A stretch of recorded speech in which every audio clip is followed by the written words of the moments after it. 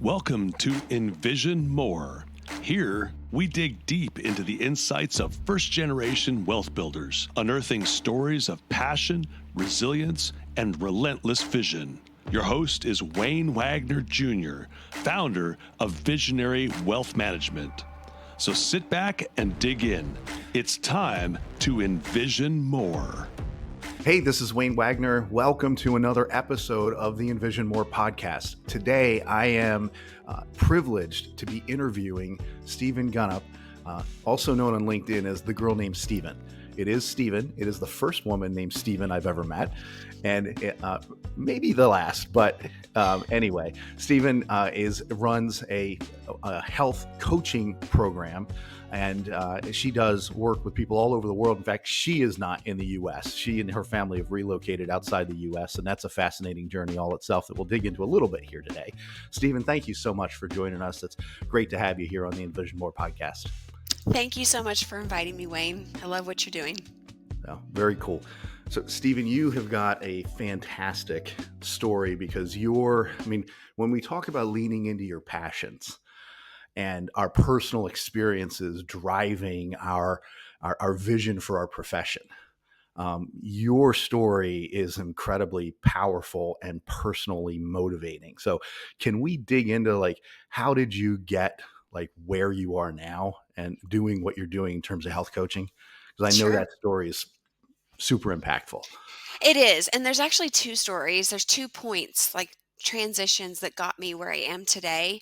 And that is this intersection of health and finance, health and wealth, right? And The name of the company that I run is called Grow Wealthy. And it's a play on words, WELL for wellness, right? So Grow Wealthy. Okay.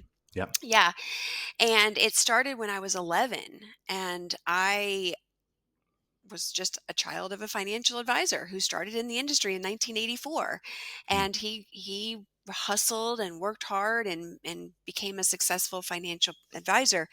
And I got to be a fly on the wall and watch from the inside out what that looks like, what that takes from you, what it gives you, all of that. I got to be around his clients and colleagues and go on trips and see all the other top performers. And that gave me a really interesting perspective to say, oh, this is a cool industry. They're doing great things, but something didn't quite sit right. And that was when I was in Scotland and I met the top producer, the top person on that trip. And he was slumped and sitting on the bus. We were leaving in a group event, a dinner. He was just sitting on the bus, just deflated, and he was there alone, and he'd gotten some bad health news from his doctor, and here's this person who was at the pinnacle of their career that everybody wanted to be, Right. and there was something missing, a big something missing when it came to his health and his mental engagement, right? Like his joy, all of those things that create the life worth living were not there. And that really resonated. It sat with me and for a long time. I was a teenager at the time. And then, I kind of grow up and go to college and work in the front office with my dad and meet his clients. And then you start seeing these people retire and you're like, oh my gosh, these people have all the money they need and they're only getting one good year of retirement. What is that all about? Then they get sick, they need to be on dialysis, they die, they don't get to travel like they wanted to. And I was just like, this isn't right. What's happening here that we're planning for this future fun and then it never arrives? We've got the resources, but you don't have the other health resources to actually fulfill what your dream was. And that sat with me, right? So all of this isn't quite right. And my dad's like, you'd be great in this industry. You should come in and help me with my office. And I was like, I can't. It sounds like what you're saying is you've watched people trade their health for the monetary wealth. And then when they have the wealth, they don't have the health to enjoy it.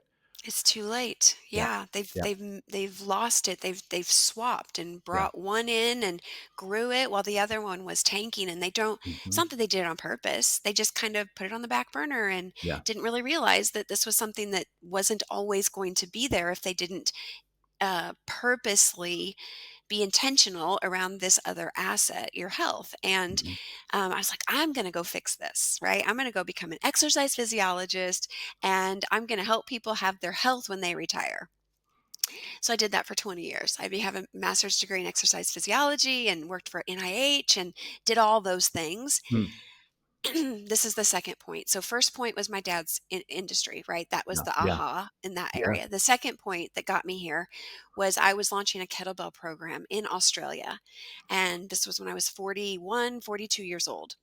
So I'd been in the industry 20 years, right? And I'm Mhm. launching this kettlebell program, living in Australia with my family, and I almost die. I become septic and I have to have an emergency hysterectomy and blood Hmm. transfusion, and I nearly die. It was quite dramatic. And what happened after that is I was a skeleton or shell of my previous self.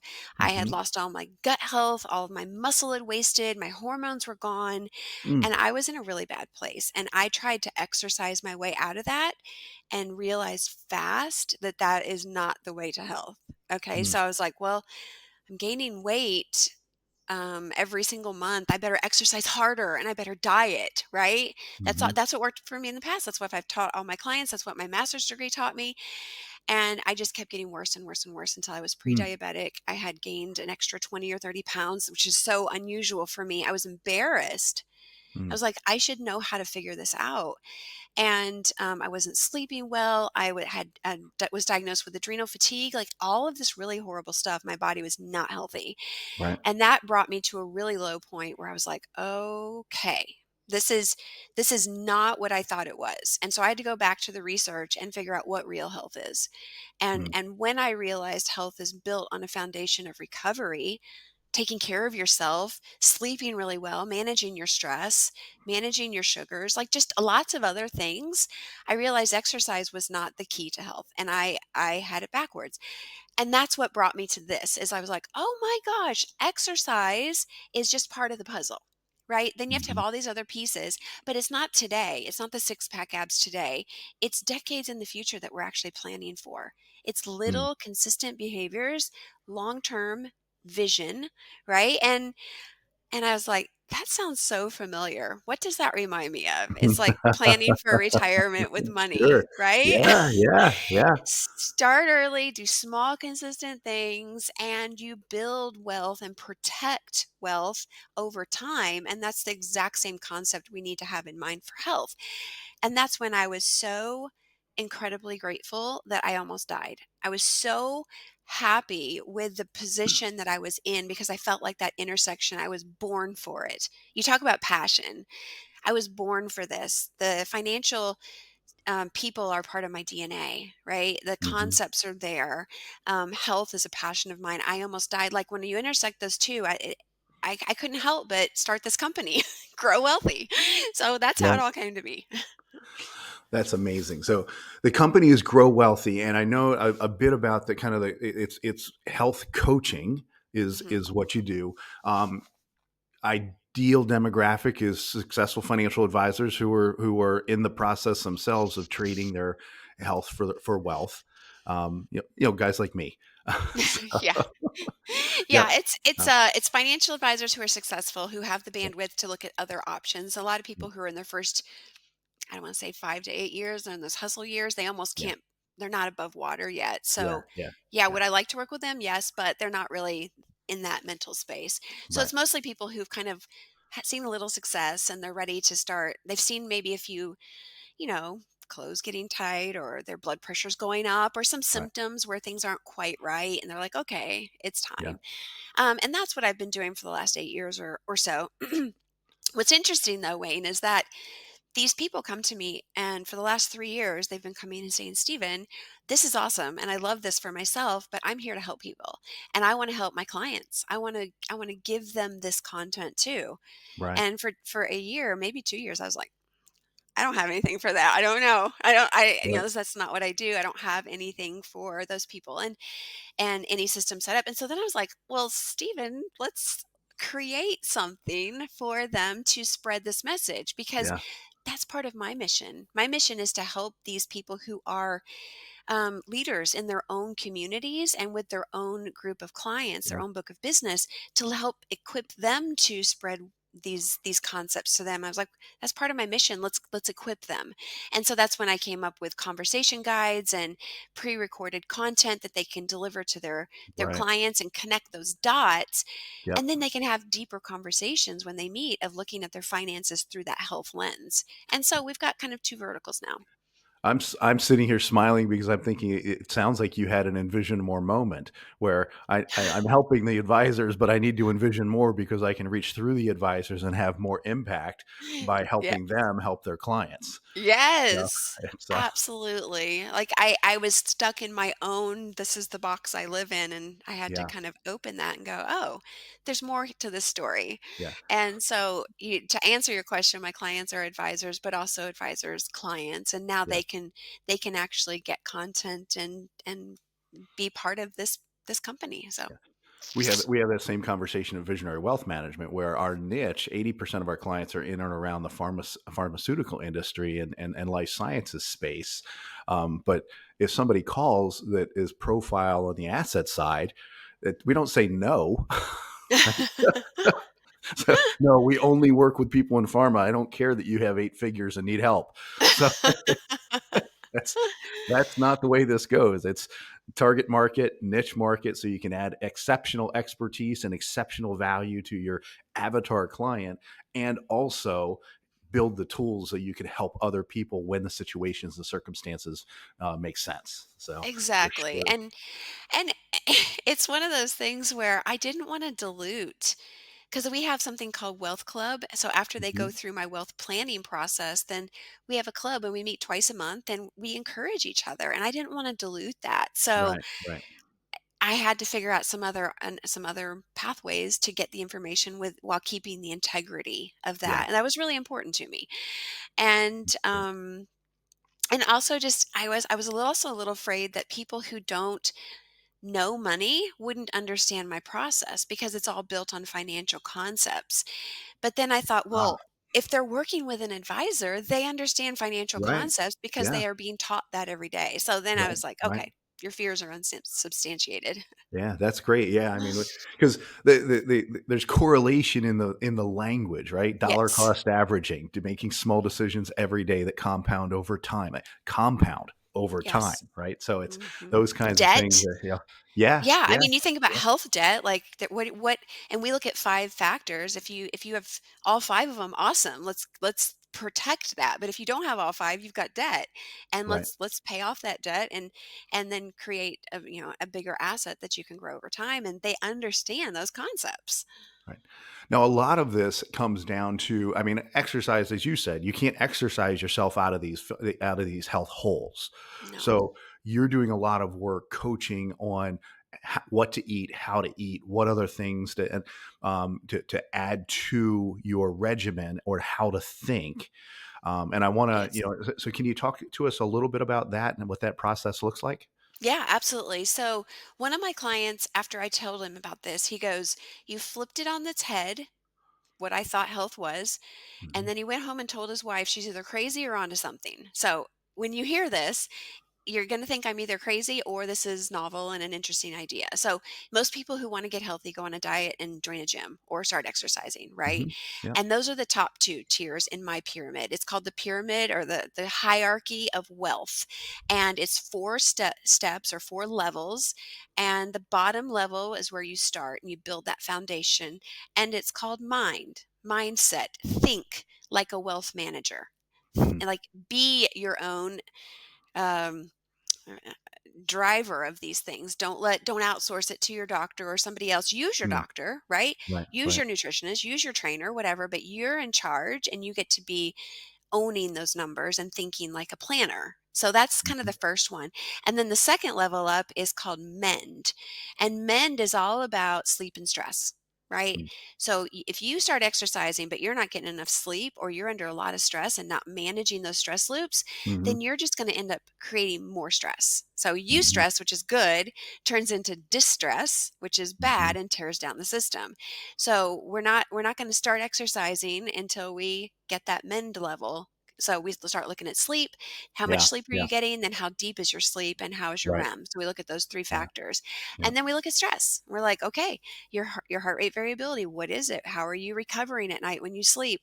What is your perceived stress? And we start to address that. So that's level 2. Mhm. Level 3, as we move up, is called, and it's step 3 in this order, is called meals. And meals is all about balancing your food budget, right? Are you getting enough fiber? Are you getting enough protein? Are you overdoing it on the carbs or the fat or Mhm. whatever? Like, Sure. let's Right. just restructure that and make sure you've got enough allocated in each bucket from your nutritional standpoint, and clean up any of the kind of garbage on the edges. And I'm Mhm. an 80% person. If we're kind of like getting close most of the time, you can do what you want the other 20% of the time. Right. Um, and then the last level is exercise. It's step 4. It's Yeah. move is the 4 M's, right? Yeah. So Yeah. mind, mend, meals, and move. Mhm. And everyone's like, well, exercise is so important, Stephen, and it should be first. And I'm like, you're talking to an exercise physiologist who preached that for 20 years. I know all the arguments for that, but you Mhm. have to have these other pieces in place. I almost destroyed my health by doing it backwards. And a Mm. lot of people over age 40 realize that what used to work for them doesn't work in the later decades. And so Mhm.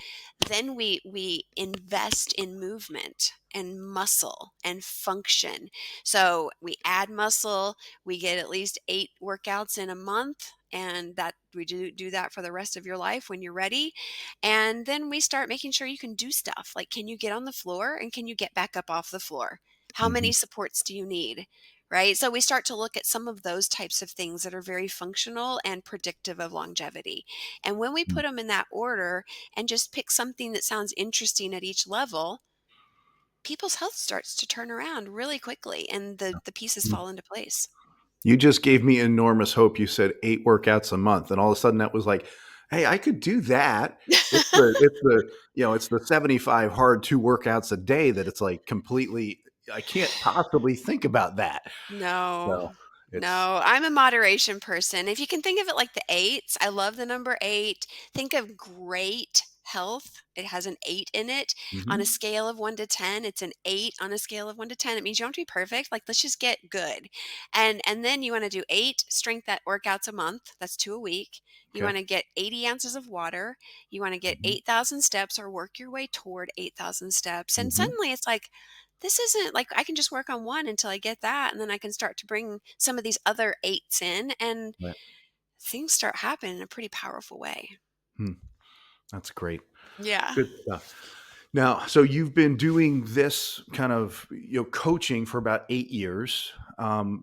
Sounds like the last couple of years you started to branch out, realize you started to envision more and Yes. branch out and start to develop some other things.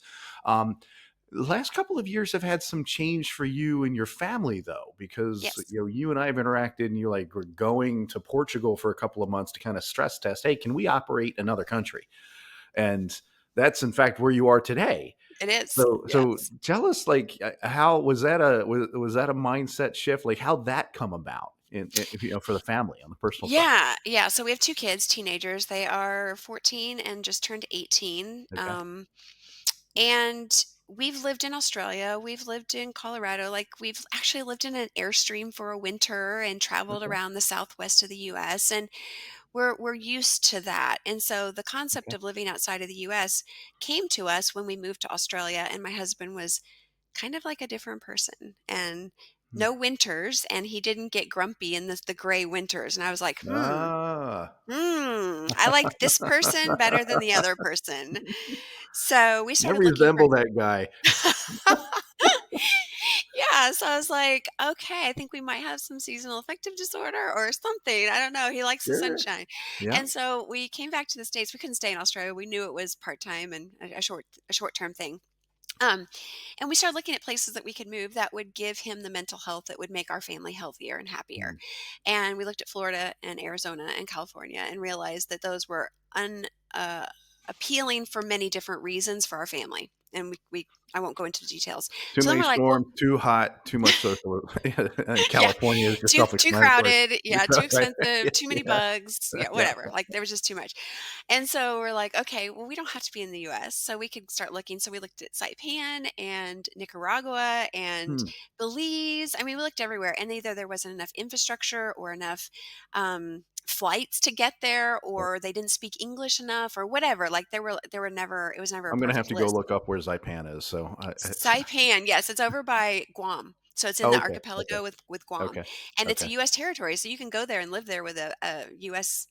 Oh, driver's cool. Yeah, license. yeah, Yeah, so cool. it was really Okay. easy, Yep. but hard to get to. I mean, Yeah, really hard to get to. So we're yeah, like, that's not going to work for our family. yeah. So then my husband was watching YouTube, and he's like, "Have you ever heard of Madeira?" And I'm like, never. Where is it? Portugal? I'm like, Portugal? I mean, I think I know where Portugal is, but I know nothing about it. So we Right. started researching it and found this little tiny island in the middle of the Atlantic Ocean. And it checked every single box for us. So Hmm. I was looking for an outdoor life where we can throw open the windows, walk everywhere that we want to go, be next to lots of walking trails and fresh fruit and vegetables. That was on my list. My daughter wanted mountains. Right. My husband wanted the ocean and sunshine. Like we all had lists, right? Yeah, yeah. And it just met every single one of It's a them. pretty And complicated list too. Mountains and it ocean, was. but walkable. So Yeah, so it's improved our health, our family's life. I tell my clients all the time, I'm like, look, if you keep running into the same problems in your life and you can't find the time to move or eat well or get the sleep you need, mhm. rearrange the furniture in your life, Yeah, right? Like yeah. do something different. It doesn't have to be move to Portugal like we Mhm. did, but that worked for us. But it could be as something as simple as move across the river or put your bed on the other side of the room or change the lighting. Like it could be anything, but like Yeah, keep working with it until you find something that you get what you're looking for and that it removes that frustration with your health. And right. so that's why we moved here. And they call it the island of eternal spring. And we're like, could it really be the island of eternal spring? And yeah, it's pretty awesome. Hmm. It's just, we love it. It's not for the faint of heart, though. Like a lot of people would not enjoy being here. It is a small island, but I love it when people just try to rethink what they're doing. And I Yeah. think that was one of the gifts that COVID gave us was the gift of like stop and take an assessment of your life and where it's headed. Mhm.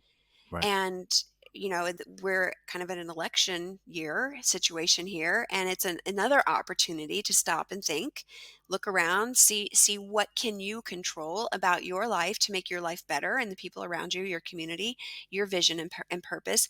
And so these, like just like my near death experience was that too. It's a Mhm. stop and a hard look at things, and then you realize maybe I have more control over these things than I think I do. And that's Mhm. really fun when my clients kind of have that light bulb moment. Yeah, that's incredible. You just said a hot button electrified word though, and that's election. Yes. My brain kind of stopped right there because we are Yeah. filming this just a few days after the U.S. elections. But Yeah. it's knowing that we were going to be shooting this today has actually been I've been looking forward to asking this question because my wife and I have visited Portugal, and Portugal is as we talked before we hit record. Portugal, like a generation ago, was ruled by autocrats. Like it was not a democracy. And Hmm. then one day, and this is one of those, essentially the king laid down the sword and said, we're going to give the vote to the people. So I mean, it's the ultimate of benevolent dictatorship when the dictator sets down the sword and says the people are going to decide from here forward. So, and that actually happened in Portugal within our Peacefully. lifetime, like Yes. within our lifetime. So Yes. they are literally first generation. But when you go there, when we were there, like we would see political ads with a hammer and sickle.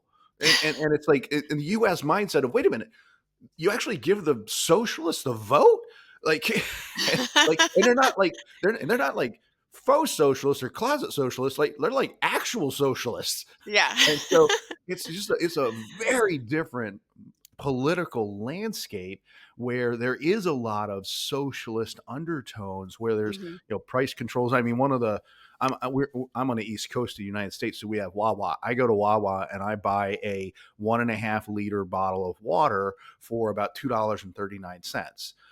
And in Portugal, I was buying a 6-pack of those bottles for about $1.10.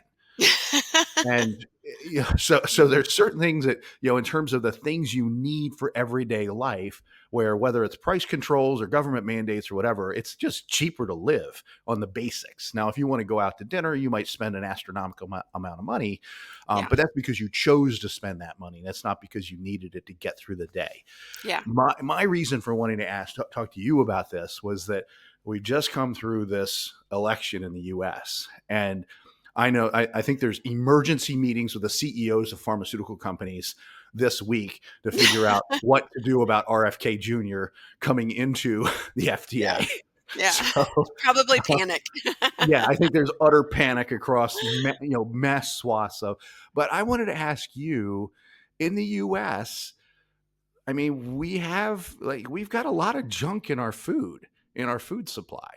We And do. have you seen a marked difference moving to another country, and whether that be Australia or whether that be Portugal?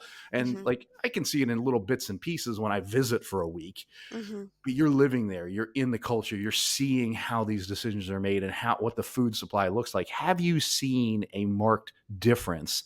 And if so, kind of how do you see that play out in terms of the wellness that comes out of the food supply, that kind of thing? Yeah, absolutely. So first time we saw it was when we moved to Australia. We're going through the grocery store, we're picking up the pasta sauces, and we're Hmm. looking because we're used to looking for high fructose corn syrup.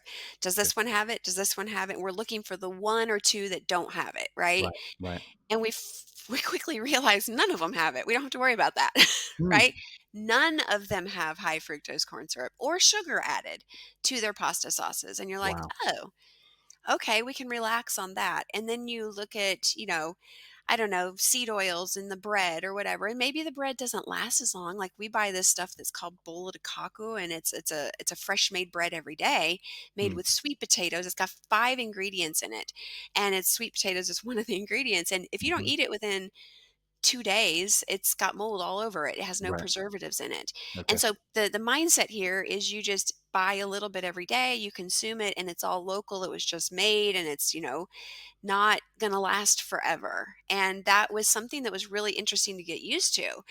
And when we were in Australia, we went to this, it was a candy store. We walked in the candy store, and that's where all the things like Lucky Charms and Fruit Loops were in the candy store. But you go Mm. to the grocery store, they weren't there. Oh, wow. Yeah, they're Yeah. in the candy store, a different place even. And so Mhm. that was really interesting. So then let's just say, because I do have a sweet tooth, and I actively work to control that and manage it. Um, so let's just say I pick up a Twix and I eat the Twix in the United States and it Mhm. tastes like a Twix taste. So then you go to Australia and you eat a Twix, looks exactly the same, and you're like, this is cardboard. This tastes Mm. horrible. And it's because they have different ingredients in it. It has way less sugar in it, Mhm. and it's formulated differently for the tastes of the people there. So when we first arrived, we had to get used to everything just tasted less sweet. Mhm. Everything, the Right. bread, the Right. pasta sauce, and the candy, the sodas, even everything. So then we came back to the United States. We were just blown away how much our taste buds had changed and how Mhm. overpoweringly sweet everything tasted here. Mhm. And the same thing is true in here, like in Portugal. When I'm in the States, and I was just there to speak at 2 conferences in September, and I ended up in the ER with severe stomach pains when I Mm. came back. And over in Portugal here, I can eat bread and I can eat pasta and things like that, and it doesn't bother me. But I had almost a year without that stuff, and went back to the States and went back to eating some of normal stuff that my family was having or whatever. And I had Normal. the worst stomach. Yeah, normal, Yeah. exactly. Yeah, definitely. So I'm excited that there is some attention around our food supply in the United States. It Mhm. is not only bad, but it is addictive. And so Right. I don't want people to feel bad that they're making poor choices. It's designed to be that way. Yeah. And that's a problem. And there's this book I'm reading right now. It's called It's called Good Energy Okay. by Dr. Casey Means. She's been on every major podcast recently, and she just testified in Congress about these things. And so, Mm. between the work that she's doing and what's going on with the politics and stuff, I think there's like a spotlight on this topic for the first time ever, like a Right. real spotlight, which is exciting to me.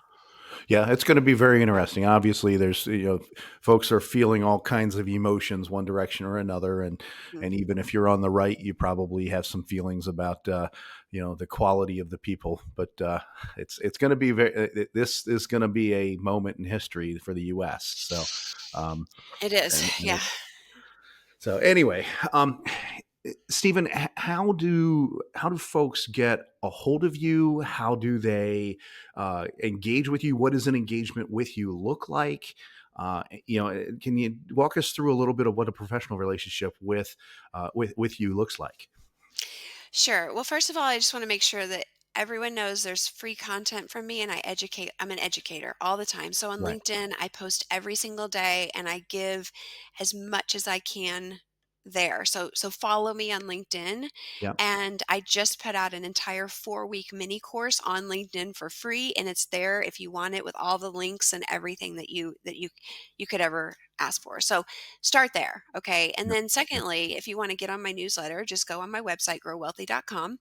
And remember, grow So is 2 wealthy is W's. Wellthy, right? Yeah, you got Wealthy. it. Yep. Yeah, Yep. like Yep. wellness. Yeah, so Yep. Yep. growwealthy.com, and you can look under resources and there's the newsletter right there. But also you can take a quiz and see how your health is going, and it gives you a health credit score, and you can Mhm. see is it good, poor, or needs work or whatever, and Right. gives you some ideas on things that you can start. So lots of free resources out there. If you're like, no, I'm ready to really step into this, you can do a self-paced program with me and you can get all of my recorded content, which I have worked for years, decades to create. It's all recorded and it's yours. Mm. And that's just a starting self-paced process you can go through. But if you want me to help you walk through this, then we've got group coaching and private coaching. So those are some options available. And you Right. can message me at Stephen@growwealthy.com and Okay. I'll send you all those details. Um, and see which one's the right one for you. I don't think it's right for everybody, so I like to have a conversation with people so I can Sure. ask questions and make sure it's a right fit. Yeah. But yeah, that's kind of how we get started. It's called the Yeah. Wellth Plan. And the Yeah. Wellth Plan is just having a plan for your health, just like you would for your finances.